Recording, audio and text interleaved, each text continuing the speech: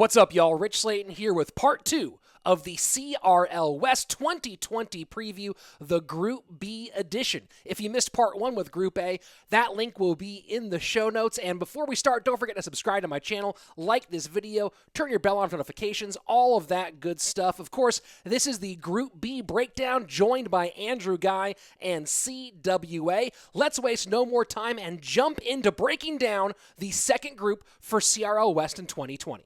Well, let's move on to Group B that was picked by SK Gaming.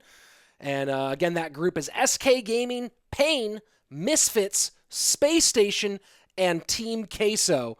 And this ended up being a really interesting group, and I think this is the harder of the two groups to get out of overall. And we'll kind of talk a bit about that. Let's start with SK Gaming, the defending CRL Western champions. And of course, that's Morten and Sam, Javi Catorze, and SergioRamos. So here we are coming off of a great 2v2 duo, a rough performance at Worlds. Sam coming now in with having just one ladder.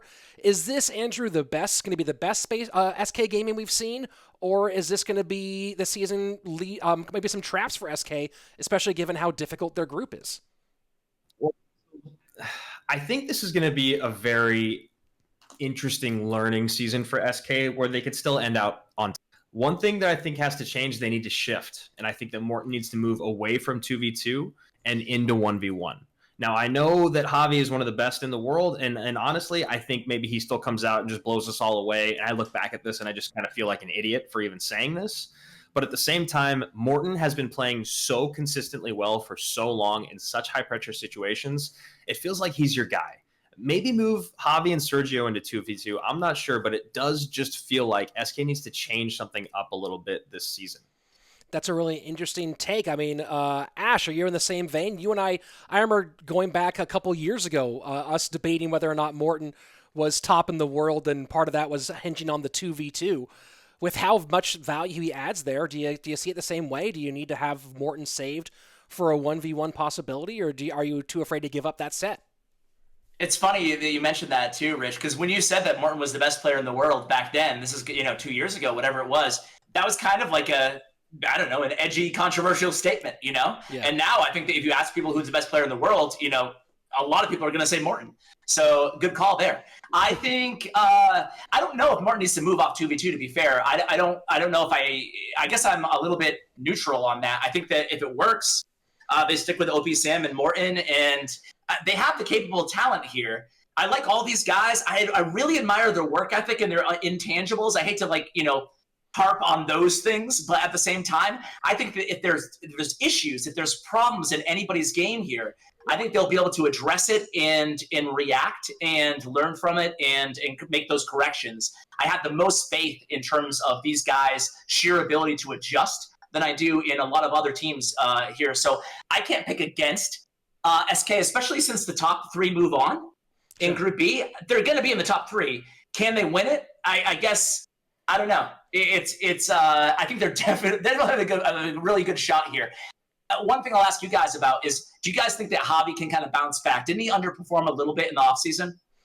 And that's a really, really tough one. And it's sort of one of those similar things where he's definitely put on a huge pace over the last couple of years, gone from being an okay player in SLO, grinded one of the most insane grinds we've seen, to becoming a very frightening player. But I think that toll, we began to see it take a kind of wear on him near the end of 2019, and certainly as we went into World Finals. And I don't know, I don't know what SK is doing to help him recover from that and be back in form. And that might be one of the biggest questions going into this 2020 season. Andrew?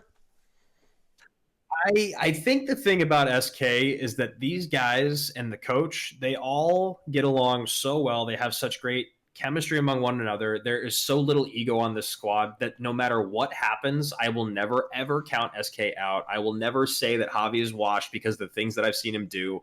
And even though I suggested earlier that you pull Morten out of 2v2 and into 1v1, if you don't, I'm still fine with it because he's one of the best 2v2 players in the world, and then you have him for King of the Hill. If SK adjust, or if any team can adjust, it's SK. We've seen it so many times before, but what we also seen from SK and to play both sides of the coin here is we've never seen them have a championship that they've gotten on their own. WCG is something else, but getting SK to the very top of the world, not just the region, but the world, is something that they have not been able to put together in spite of the talent that's been on their roster. So that is one thing that I wonder if in the roster they have right now, because of, is there someone that they should have maybe replaced, or in the squads that they picked to go up against, did they maybe not go as aggressive as they should have, if it's so clear to so many people that B is better than A in terms of groups? That's an interesting question, and that leads us to our first pick that they made, Pain Gaming, and I'll take the bullet here on this one, because in my opinion, I think Pain Gaming was probably the first pick overall, as opposed to Dignitas. And I think a big reason for that is the chemistry issue. That Pain Gaming's roster, Coca RX, LucDubs, Renan, Cava, and Surg TS. And I don't know Coca personally, but the other three guys I know, I like them all. But Surg TS and Renan Cava were the 2v2 duo for Pain in the past. There were challenges. There was some difficulty with them gelling. And despite starting off looking like Pain was guaranteed for a top finish in CRL West Spring Split, they ended up, I believe, not even making playoffs with an epic collapse, and a lot of that was the challenges that this 2v2 duo was facing. LucDubs has never performed in CRL West the same level he was in CRL Latin America, and Coca RX is very untested coming into this league. So, Pain, obviously, I like these guys a lot. I hope that they can prove me wrong, but in my opinion, they have the most to prove here coming into this season. Ash, there's a lot of names here that have been around for a long time. Do you agree with me here? Do you think I'm off base? Liquid picked Dignitas for a reason, but I would have picked Pain myself. I don't know. I feel like the ceiling might be a little bit higher on Pain if things, all the concerns that you mentioned are valid, right?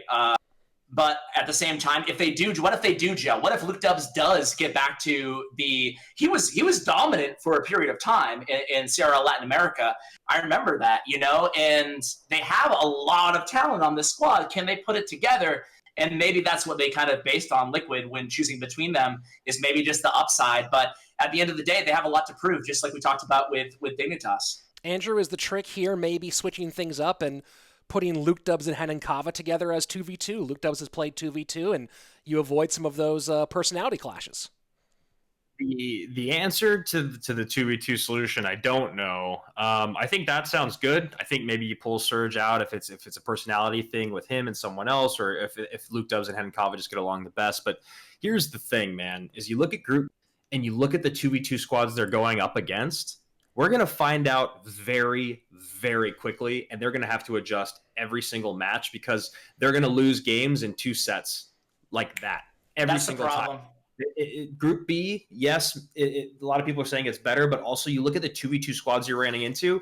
SK Gaming, literally any 4 that comes out there, same with Queso, I'm not happy about it, right? It could be either duo that comes out for those 2 squads. Space Station, you look at AC and RF, you look at Misfits and the reputation those guys have in 2v2. The 2v2 set is going to be so important for Group B, and Pain Gaming has to figure that out before they even look at the 1v1 star. That's an interesting question. Ash, you brought up the idea of they have a higher ceiling maybe than Dig. I think they might have a higher ceiling, but they also think it's potential, depending on if they can figure out what this roster is, a lower floor.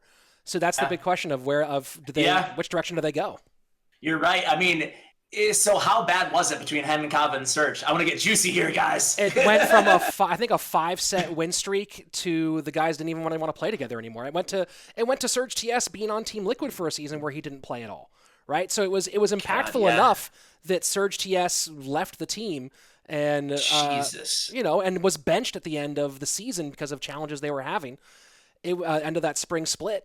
So are they working out their differences? Otherwise, why would they be on the same team at this point, right? I have no idea. Look, the reality is that if you look at his record playing online head-to-head competition, Surg TS is a killer. He's been very, very good in online head-to-head competition. My thought here is kind of what I said before. I think that they switch up the 2v2 duos and put one of the other 3 as a pair, probably with Renan Cava as one of those 2, and that they have Surg TS as a head-to-head specialist. That's the way I view it. I don't know. It's going to be released. Maybe they have done a lot of repair over there, but I know that they had some things that they definitely need to work through. And they might benefit from the fact this is an online season rather than a season where they're living in a house together in a foreign country. Yeah, time to breathe. And the other thing is if you have someone that doesn't get along with certain people, but they're a superstar when it comes to head-to-head play, perfect. Put them on their island, let them do their thing. Make sure that there's still some, team camaraderie. But honestly, if that's your 1v1 guy and that's the way that he wants to play, but he still brings home W's and he's not ripping apart the team from the end, that's fine. So we'll see what Pain Gaming, if they can overcome some of those obstacles. The second team picked by SK, the overall 4th pick in the draft, Misfits. And this is an interesting squad in a lot of different reasons, a totally different look. Most of the team that we've known as Misfits gone now. The only remaining player is Wings. And they've added in Airsurfer, now from the former Complexity squad, as well as Razzer. And then Trainer Diputs, the very well-known analyst, rounding out that team as number 4. I know Misfits had some other guys they were looking at, decided to stick with this roster. And it looks like the 2v2 duo, from what we've heard so far, is going to be Diputs and Razzer. And then Wings and Airsurfer will be switching off as their head-to-head specialists. Of course, that could change. Ash, let's start over with you. There's a lot of... This is a team that feels like maybe they get a boost from online as well, especially with the way that Airsurfer and Razzer performed in No Tilt League's Special Edition. What do you think? A buy or sell on this current Misfits roster? Well, I think they were drafted exactly where they should have been drafted, honestly. We talked about how much we love Razzer in my video, too, when we were talking about fantasy. But I do think that they're right in the middle, right? And if they could go totally either way, I'm going to ride the fence on this team. Diputs, I'm surprised that he's playing as well, not because of questions on him as a player, but rather just his strength as a trader, as a coach and an analyst as well. But at the same time, I know he's really, really close with Wings and in really all these guys. He's definitely like a player's coach and manager. So maybe that chemistry will really aid him in 2v2. So I'm very curious about this team. Wings in particular, well, honestly, Wings and Airsurfer, those are the two guys that I kind of look at here, where for a long time, I thought these were the two of the best 1v1 players in the game. And it's not that I feel differently now. It's just that sometimes it's just, you don't know, they're inconsistent, I guess, both those players, right? Where I think that on their good days, they are the best in the game. But are they going to come out with their good days consistently? I guess that's the question for me, and that remains to be seen. So, yeah, that's how I feel about the team. Andrew, we're talking about the difficulty of these groups. We talked a lot about how Group B is more difficult. And I know that my feeling is that it's because of a team like Misfits, who feels like they can catch any one of these other 4 teams on a bad day and get the win. I mean, do you see Misfits as really a top 3 contender? Do you see them as a spoiler? Where do you see them kind of fitting here, role-wise? I don't know, man. If you tell me that 75% of Misfits is on their best day against 75% of another team on their best, it's a coin flip, right? It's a coin toss. You have no idea who takes it. I want to see, this is what I'm going to say, Wings and Razzer in 2v2, Airsurfer in 1v1 online, Wings and Airsurfer in 2v2, and Razzer in 1v1 in a live format. That's what I want. I want Wings in 2v2. He's so good. I don't want him just, flipping the coin, seeing what happens in King of the Hill, even though somehow it's not really a flip of the coin. It's more like a roll of the weighted dice for him. So perfect. 2v2 in King of the Hill for Wings. Let him shine. Let Trainer Diputs, I always want to call him by his name, but let Trainer Dip do his thing. Let him be a great analyst and let him come through in King of the Hill. But I'm telling you, Razzer and Airsurfer, depending on online or live, I want to ride one of those guys for 1v1, and I want him to change up their 2v2. I want it to be a little bit different. I don't want it to be Razzer and Dip. We'll see. Let me ask you guys real quick, or Rich, or whatever. What went wrong with Complexity? They really underperformed last year. I mean, everybody had them as potential winners going into last season, and obviously 2 of their former players on this squad. Do you see that carrying over at all, or do you see these guys as a nice fresh start? I think it's a fresh start. I mean, part of it was that Razzer and Colton, after a long time, they're just 2 very different type of players, different types of preparation methodology. And you saw Complexity mixing up their 2v2 initially. Part of it was to get Razzer mixed in more in head-to-head, and part of it was that Colton and Razzer just weren't finding their rhythm together. 2 very different players who benefited in the NA season from being ahead of the game preparation-wise. And then when everyone caught up skill-wise, then it was about chemistry, and they couldn't get their chemistry quite right. The other part of that was, Airsurfer notoriously has some nerves playing live, so that was tough for Complexity. And Vulcan talked a lot about the struggles that he had in that season, getting kind of burnt out in certain ways, not staying up enough on the current meta during that season because you're trying to balance too many things at once. And Complexity just kind of had, just couldn't put it together. And I think they ended up either 11th or 12th in the spring season or in the fall season for CRL West. I think this is a good move. Crazy. I think it's a good move for Razzer. I think obviously being online is great for Airsurfer. We saw the kind of stuff he did at No Tilt League Special Edition. And I think that it's good also for Wings that he has this type of energy around him. I think that we've talked a lot about maybe the Wings needing people who are a little bit more pick-me-up in terms of their energy, and I think that'll be good for him. Misfits, it's a big question of if they can get 2v2 down, which has been a problem with this team in the past, and I think now that they can, and if they can get their attitude in the right place, they could spoil a lot of dreams for other teams and maybe kind of fulfill some of their own.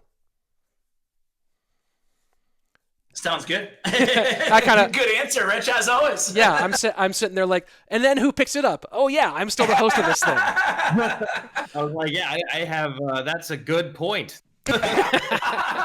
Well, Stamp of approval. Boom. Let's move on to the last team to announce a roster. In fact, didn't get their announcement out until after the Fantasy Royale went live. But they are here. They are in the No Tilt League Special Edition. The worst kept secret in all of CRL, Space Station Gaming, does have a roster for CRL, and it might look familiar if you remember our former North American champions in Immortals.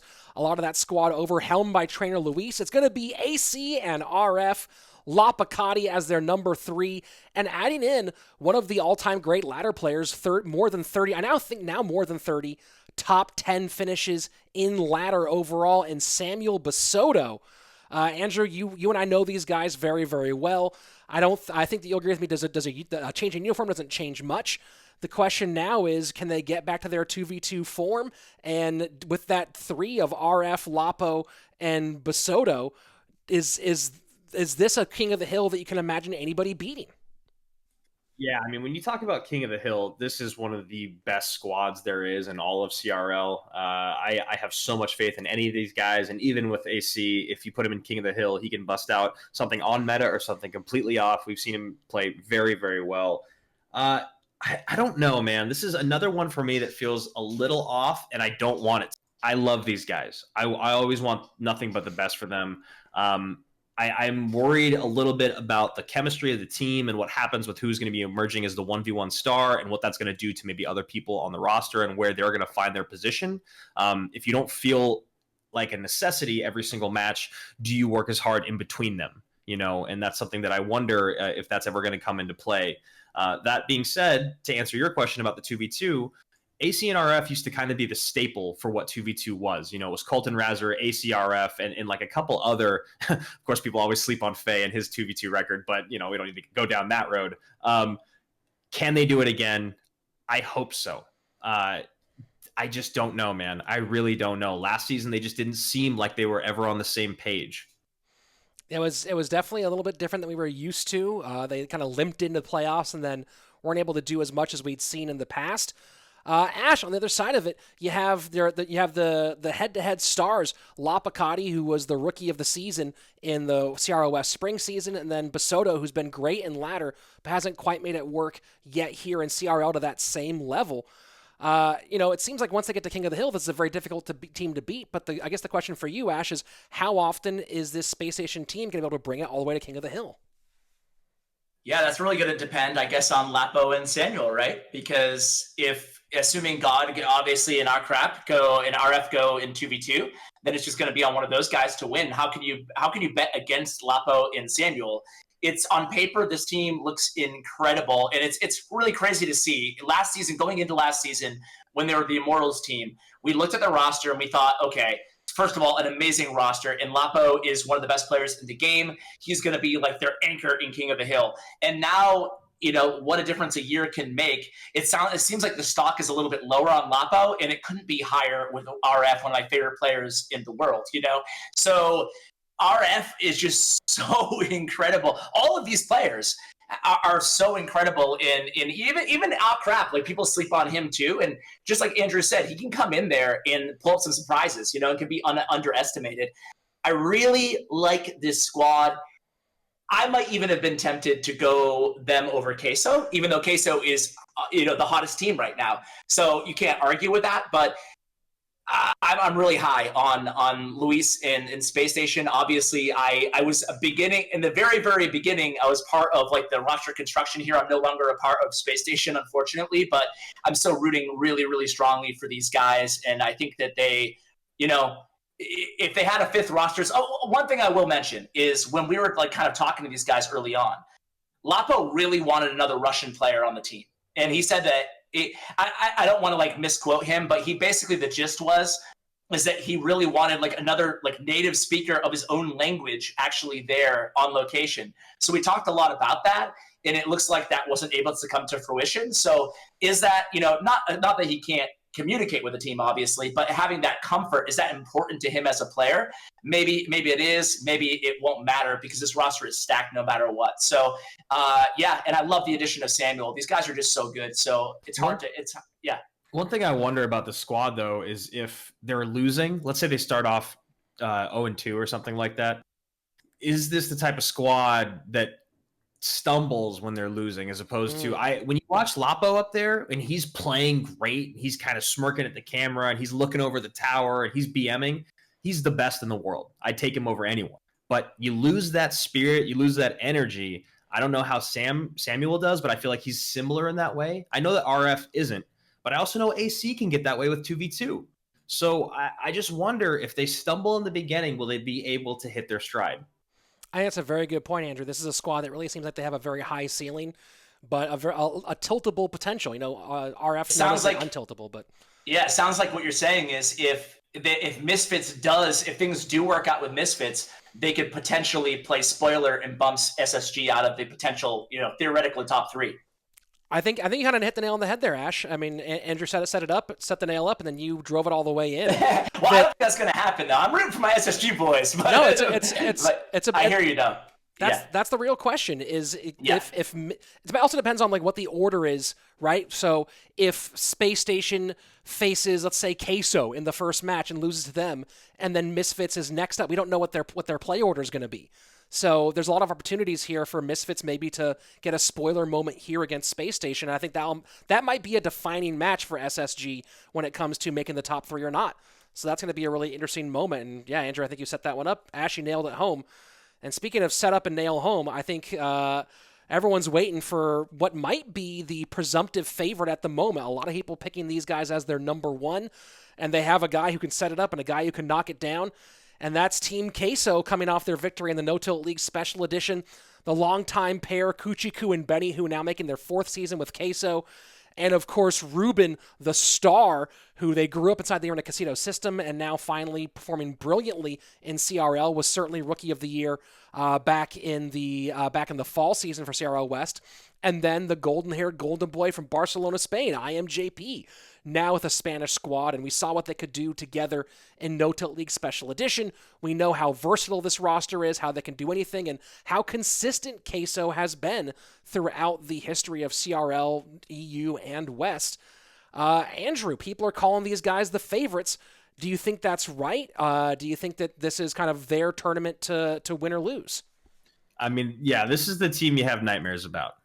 It is. You think about the coaching, you think about them being in a team house, you think about the level of skill on the roster and the level of experience between JP, Cuchii, and Benny. And obviously, like, even though Rubén is technically a sophomore, it feels like he's a seasoned vet.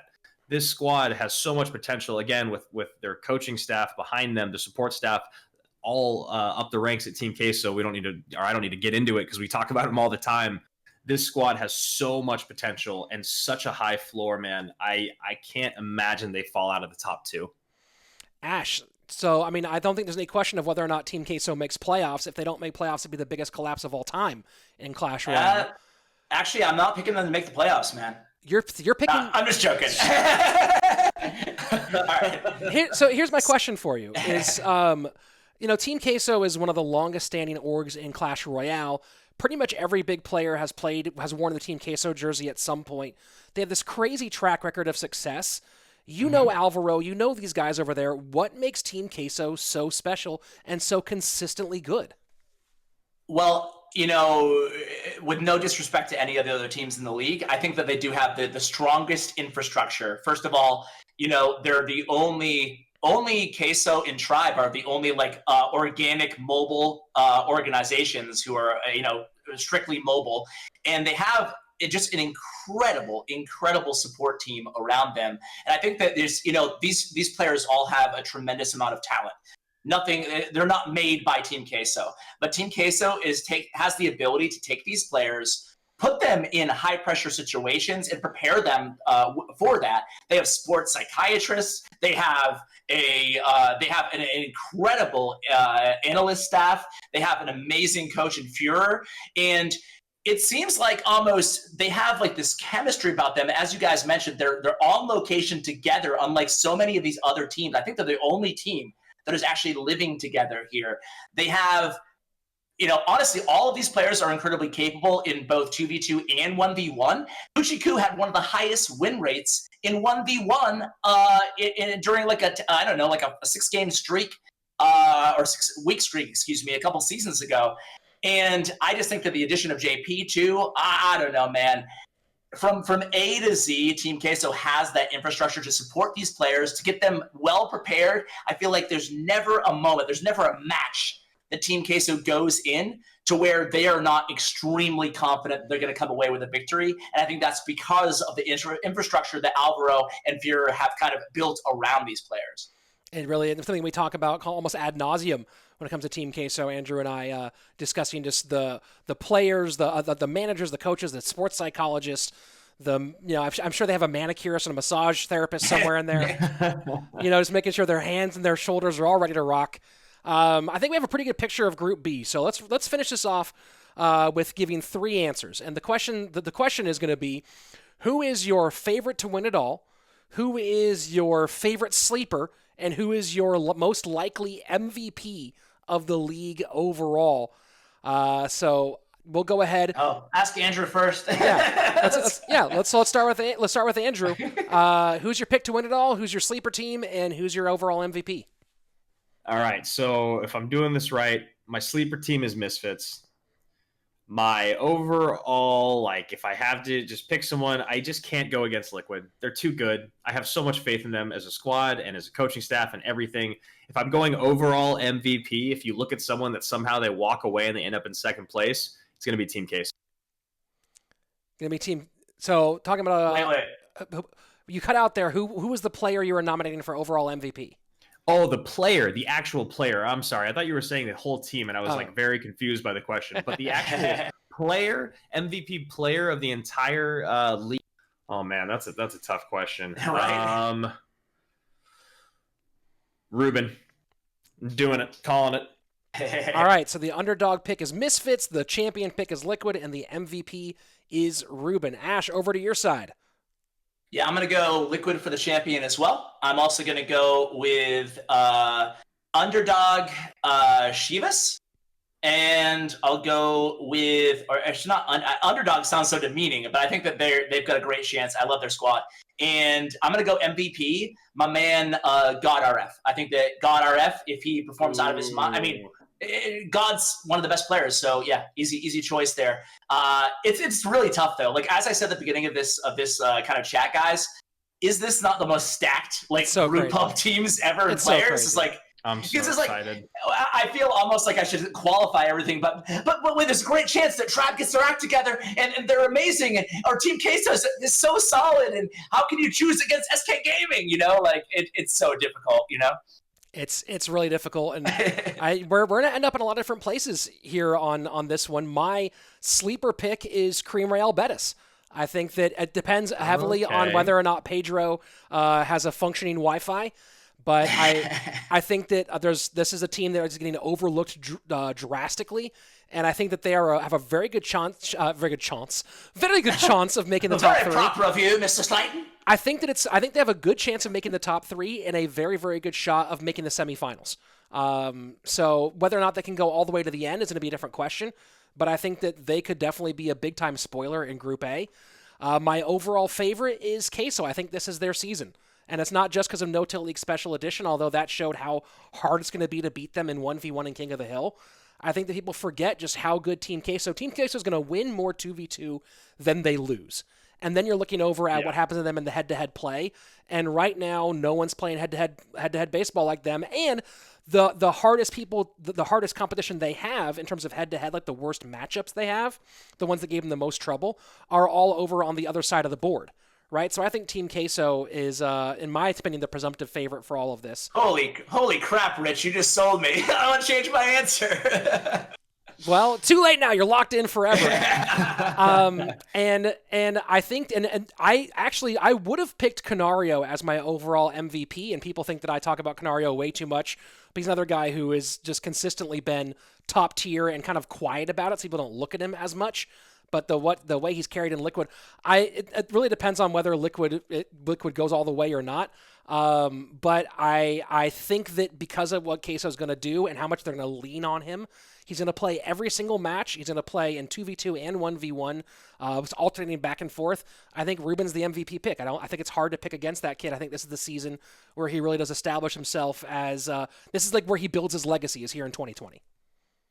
Yeah, I agree, man. I agree. And I love his energy. And like, even at the end of last season, you still saw he was ready. He was already ready for next year. He was hungry, and he's had all this time and all this experience. It's there. There we go. So that's our preview for the CRL West 2020 spring split. We'll see how right we are, how wrong we are, how many of you come back under these comments in a few months and or in a few weeks even and tell us, oh, yeah, that aged well. Well, we'll see because it's not far off. Saturday, May 23rd, the kickoff of CRL West for the spring split, running all the way through to the end of June. Thank you very much, both Andrew and Ash, for joining. And, of course, I'm going to link all of their info in the show notes. Don't forget to follow Andrew on everything at Andrew Ghai. If you're not following Ash, it's only 3 letters at CWA. And, of course, their YouTubes and channels will be in the show notes as well. In addition to...